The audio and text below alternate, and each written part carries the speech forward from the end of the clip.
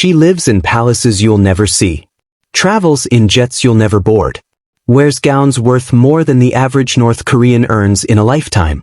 But the question remains, is she living a dream or surviving a gilded nightmare? Ri Solju is North Korea's first lady, yet so little is known about her. The world sees flashes, a smile at a diplomatic summit, a wave beside her husband, Supreme Leader Kim Jong-un. But behind those rehearsed moments lies a life of unimaginable wealth and unfathomable control. She's the silent queen of one of the most secretive regimes on earth, surrounded by gold but possibly suffocating in silence. Let's unravel the world of Ri Solju, a world of billion-dollar palaces, diamond-laced handbags, private islands, and whispered power plays. Before the cameras, before the designer heels and diamond watches, Ri Solju had another identity. She wasn't always the icon we see today. Born in the late 1980s, she came from privilege, a well-connected family in Pyongyang, her mother a medical expert, her father a professor. The elite of the elite. But she wasn't groomed to be a queen. Not yet. Her talent wasn't in politics. It was in performance. She was a singer, radiant, poised, and magnetic. On stage, she wasn't just admired, she was adored. She led North Korea's most elite orchestra, a carefully curated symbol of national pride. Her voice rang out at national events, her image broadcast as an artistic gem. And in a strange twist of fate, she even stepped onto South Korean soil, cheering at an athletic championship, waving a North Korean flag while chanting, "We are one." But then, silence. The spotlight vanished. Her face disappeared from public memory. No more concerts. No more appearances. It was as if she'd been erased. Until, suddenly, she re-emerged. But not as an artist. She returned as the wife of Kim Jong-un, reborn as North Korea's first lady. No one knew when the wedding took place. No grand announcements. Just a quiet seating at a military concert in 2012, Ri Solju beside Kim Jong-un, a smile frozen in place. Soon after, state media confirmed the truth. The supreme leader had a wife. But the woman in the images was no longer the young singer in modest attire. She had transformed. Gone were the orchestra uniforms. In their place? Luxury from head to toe. Dior handbags, tailored Chanel jackets, Swiss timepieces. Her outfits became messages, coded in couture, carefully selected to inspire admiration and evoke power. Yet beneath the surface, control reigned supreme. Her fashion was approved, her appearances scheduled. Even her expressions, choreographed. In public, she radiates elegance. In private, her freedom is questioned. In 2020, a few harmless-looking balloons floated across the DMZ from South Korea into the north. What they carried wasn't just anti-regime literature. Hidden inside were altered images, disrespectful caricatures of Ri Solju. For North Koreans, this wasn't a political protest. It was a national insult. To mock the First Lady was to desecrate a sacred symbol. And Kim Jong-un's response? Swift and brutal. Within days, North Korea demolished the Inter-Korean Liaison Office, a glass building once hailed as a sign of peace. It was obliterated, not just dismantled, reduced to dust. Was this an act of love? Of wrath? Or something more complex?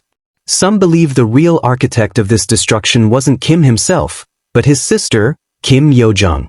Known for her icy stare and iron grip, she had been rising in prominence. Issuing threats. Making declarations. Pushing boundaries. Could this explosion have been a message? A warning from the sister who some say is the real strategist behind the throne? Whatever the truth, one thing is clear. Ri Solju's image is more than personal. It's political. And any blemish to that image can shake the regime. Despite her high profile, Ri Solju holds no formal political title. No ministry. No chair. No declared responsibilities. And yet, she's everywhere that matters. When Kim Jong-un meets world leaders, she walks beside him. Whether it's a summit with China's President Xi Jinping or a high-stakes meeting in Pyongyang, she's part of the picture. She dines in opulence, walks through luxury shopping districts, and reviews military parades.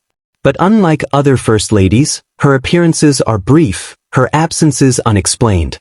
Months can go by with no word.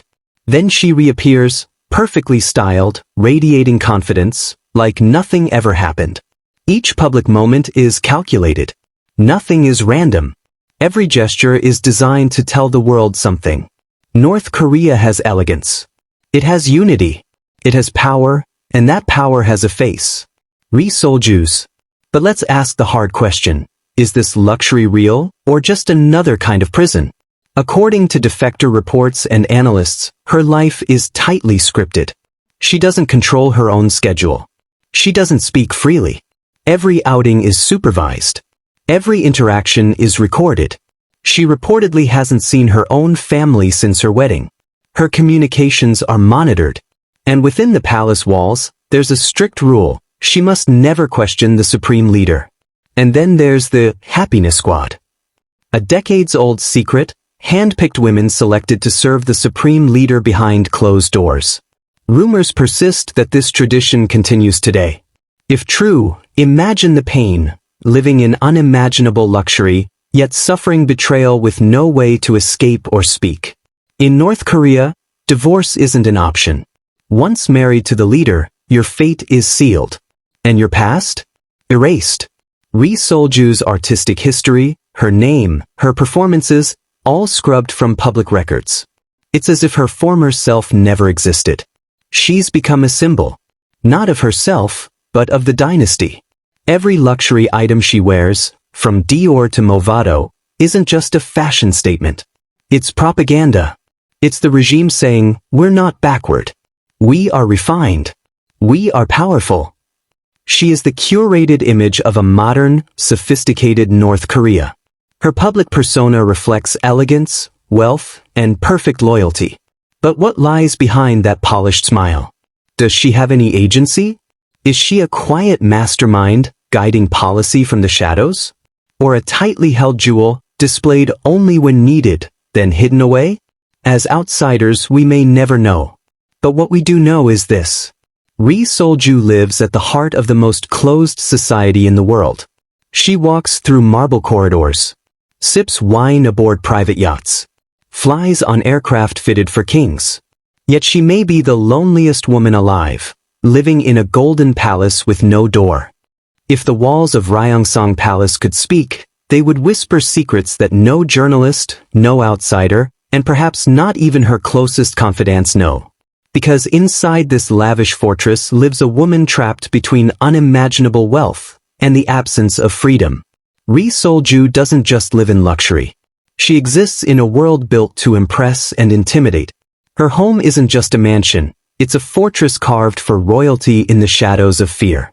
Nestled just outside Pyongyang lies Ryongseong Residence, a sprawling, 12-square-kilometer palace compound. It's where North Korea's ruling family lives, loves, plots, and protects. And it's where Solju spends most of her days, within high walls, far from the gaze of her own people.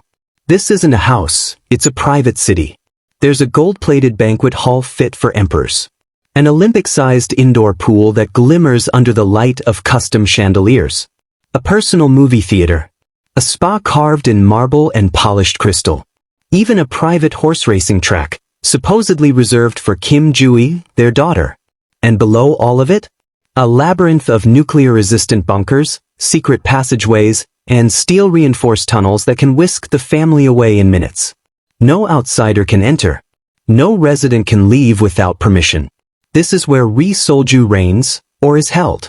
When the supreme leader wants to unwind, the family doesn't check into a 5-star hotel. They travel to Wonsan, a luxury coastal compound dubbed the St. Tropez of North Korea. But Wonsan isn't just for leisure. It's a $1.5 billion complex built for pleasure and power. There, Solju can lounge aboard a private superyacht. One of them, a 100-meter, multi-deck floating palace, features a helipad, gourmet kitchens, velvet banquet rooms, and a cellar stocked with rare French wines, while the average North Korean survives on rationed rice. If she tires of the sea, she can fly out using a private runway, connected directly to the estate. No immigration. No customs. No questions. It's not a resort. It's an escape, one the rest of the country will never see. Ri Solju doesn't fly commercial. Her wings are custom-built. The crown jewel of Kim Jong-un's aviation fleet is Kami-1, a retrofitted Ilyushin Il-62M jet-turned-floating throne room. Inside? Snow-white leather seats, gold fixtures, crystal ashtrays, and enough onboard tech to run a country midair. When she boards, it's not just travel, it's theater. Another aircraft, mockingly referred to as Air Force One, rivals the American president's Air Force One in both size and symbolism. This is where Ri Solju often joins her husband on state visits, sipping imported champagne while flying over a nation that bans outside influence. And it doesn't stop there. Kim owns helicopters, smaller jets, even private runways carved into mountains. Everything is designed for movement without notice. Luxury without limitation. Power without borders. But what's the cost of flying this high? Total surveillance. Total control. Ri Solju may look free in the skies, but she never flies alone. Every step is watched. Every word monitored. Every mile scripted. Far from Pyongyang's cold gray streets, Ri Solju can escape to the sea. Not on a boat. On a $7 million super yacht, fully staffed, with high-tech security, spa facilities, and meeting rooms disguised as lounges. One of Kim's prized vessels even boasts Italian interiors with Fendi upholstery. Yes, Fendi, in the middle of the world's most sanctioned country. There's another yacht rumored to be longer than a football field, and equipped with anti-tracking technology. These vessels don't just float. They vanish. From these yachts, global decisions can be made, or elite parties thrown in absolute secrecy. And when the waves get dull, there's a backup fleet of 50-meter cruisers for quick coastal getaways. Luxury on the water. Silence on the shore. Of all the mysteries surrounding Ri Solju, none are more carefully guarded than her role as mother to the next heir. It's believed she has 3 children, but only one has been seen publicly, Kim Jong-un. The young girl, often spotted beside her father at military events, agricultural visits, even missile tests, is rumored to be the heir in training. But here's the twist, she doesn't attend public school. She is educated privately, within the royal walls, under constant supervision. Every lesson she receives isn't just academic, it's political. How to command. How to manipulate. How to survive. She's reportedly trained in horseback riding, a signature skill passed down in the Kim dynasty as a symbol of nobility and dominance. Kim Il-sung rode. Kim Jong-il rode. Kim Jong-un rides. Now so does she. And who's guiding her? All eyes point to Ri Solju. Is she merely a protective mother? Or is she shaping her daughter into the first female ruler of the world's most enigmatic dictatorship? We don't know. But if true, it would make Ri Solju not just a queen, but the matriarch of a dynasty.